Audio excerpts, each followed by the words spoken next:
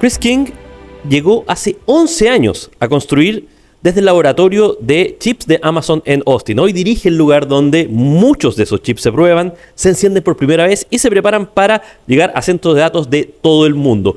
Esto y mucho más es lo que vamos a conversar hoy día en CNN Chile. Kris King, thank you for talking with us in CNN Chile. Yeah. Thank you for coming to Austin, meeting with us. Okay. Kris, first of all, millions of people talk to an artificial intelligence every day for different tasks. In simple words, what happens in this lab and why does it matter to them?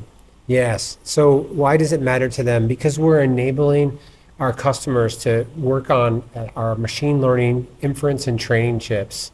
We're giving them a better price performance, 30 to 40% better than any other of our other offerings. So this is lowering the energy, lowering the power, and lowering the cost and improving our performance. What happens in this lab that you visited today is the development of these chips. We develop them from before they're created in silicon to after they're created in silicon to bringing them up and putting them into production into our data centers. Kris, Amazon could only buy chips like a lot of the companies in the world do. Why did you decide to design its own and also, which is something that only a handful of companies in the world can do right now? Yeah, that's a very good point. You can't buy off-the-shelf chips that can achieve the performance and the lower cost that we have achieved with Trainium custom silicon. So what we do is we optimize from the chip all the way up through the server, through the rack, and into the data center, the network in the data center, and the software running on the chips. And that can only be done by customizing and designing our chips for real-world workflows. And that just can't be achieved by buying something off the shelf. You built two very different chips here. Graviton, which is the general purpose brain of the cloud, and Trainium, which is the muscle of artificial intelligence. Yes. In the machines we'll see today, they work together. Can you explain how they split work? What does each one when someone asks an AI a question, for instance? Yeah, I actually have the Trainium chip here with me. So what we saw today was a server that had all three pieces of Amazon's custom silicon, and that's a Nitro chip, Graviton, and a Trainium 3 chip. So we have 4 Trainium 3 chips per server, a total of 144 per Ultra server. And the Graviton chip is mainly there for orchestrating all of the training workloads. And our Trainium chips are there. These are the workhorses. These are what performing the training. We have the chip, the compute chip, and we have the HBM memories on the corners. These are what's holding all that training model data and distributing across the fleet of the many of Trainium chips out there in our data centers. Kris, artificial intelligence consumes enormous amounts of electricity, and that worries people around the world, in Chile too. What are you doing here from these chips to help that AI doesn't become an energy problem in the future? Yeah, so what we're doing is we're designing the chips to give the best price, the best performance, and at the lowest energy we can possibly do. So today we discussed a couple of things that we've done. One, we went to a 3 nanometer technology, which lowers the power, and then we also discussed how we changed the system design to improve the power. So one of the things we discussed is our voltage regulators and how we can optimize those in our system to lower the whole Ultra server power.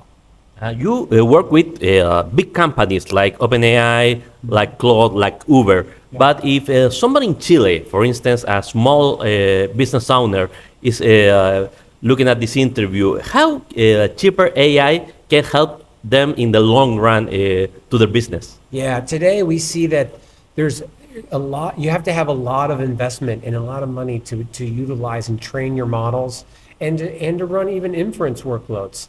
We want to open this up for all companies, and not even just companies, individuals, researchers, university students.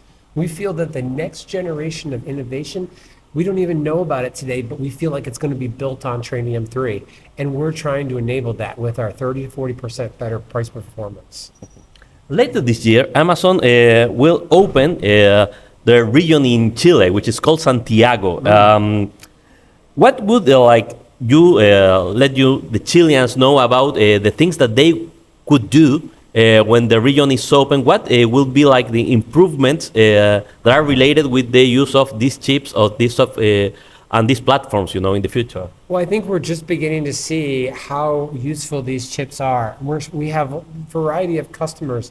Let's take, for instance, Uber and their ability to predict routes better with their software using Trainium chips.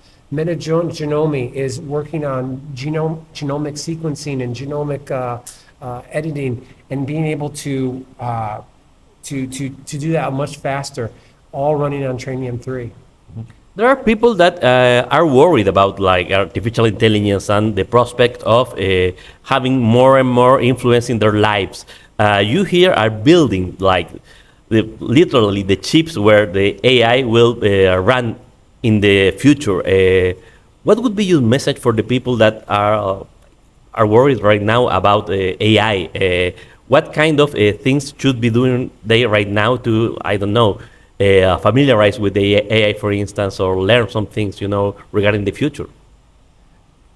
I think that AI is enabling us all to learn at a faster rate. And so we can take our ideas and take them to the next step, because we can learn faster and we can experiment and we can build on those ideas at a much faster rate. So that's what I would encourage people to do, is use it to learn, use it to innovate. And what are the next steps of Annapurna Labs?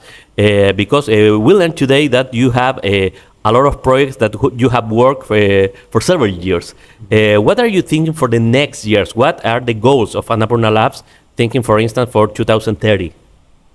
Well, our goal is going to be the same, whether it's today or 2030, and that's to deliver our customers the best price performance, whichever the technology or the chip that we're developing in 2030, that's going to be the goal.